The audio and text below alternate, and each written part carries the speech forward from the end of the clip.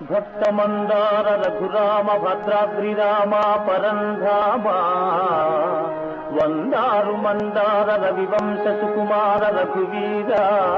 వందే తవ పాద పంకజం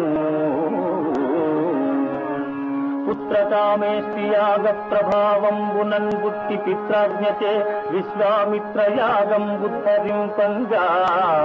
ఘోరాటవీ మధ్య తాటకాదులందునిమి మునివర్యుయాగంబు నిర్విఘ్నమునరించి పాషాణ రూపమున పడియున్న సతికి త్వత్పాద ధూళి సోకింప నిజ రూపముందాల్చి అహల్యా సతీ భజించె నిన్ను రఘువంశ సోమా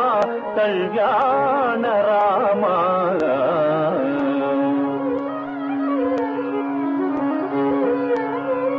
ముని సప్తముని వెంట జనకుని పురమేగి జమదగ్ని గురు చాపఝంకృతుల్ వ్యాపించ అవలీలగా దృంచి జానకిని చేపట్టి నిజపురం వరిగిన శ్రీరఘురామ సీతామనోభిరామ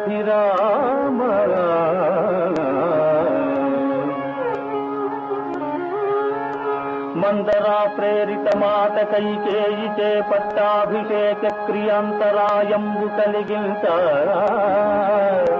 నారచీరిల్ దాల్చి సీతామహాసాధ్వి సౌమిత్రి వెంటాడ చిత్రకూటాద్రి చిరకాలము గడిపి మాయలేడిని గాంచి ప్రేయసి వాంఛింప ఔవాంఛదీప్తంగ వేటకై నీవరుగ దుష్ట రావణ బ్రహ్మయే ముష్టి నిడుమని చేరి వైదేహి నెత్తుకొని వాహినిందాటి లంకలో దాతంగా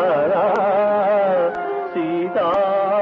సీతాయటంతు పర్ణశాలను చేరి పడతిని గానక కానలంగాలించి ఋష్యమూకము చేరి చెట్టు తాటున దాగి వాలిని హతమార్చి నిజదారనెతికింత అంజనేయుని వంప లంకాపురింజేరి జానకిని గాంచి ఆనవాలును ఇచ్చి పుచ్చుకొని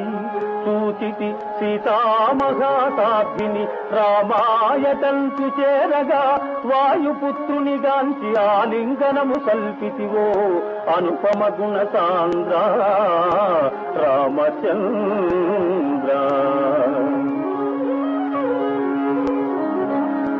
వానర బలమున వారిధి నిర్మించి దశకంఠు దర్పమును నాశనము గావించి జానకిని విడిపించి అయోధ్యపురమేగి ముల్లోకములు పొగడ సౌభ్రత్ర విభ్రాజిత భ్రాతలల్ సర్వసర్వం సహా దూర్వసంబైన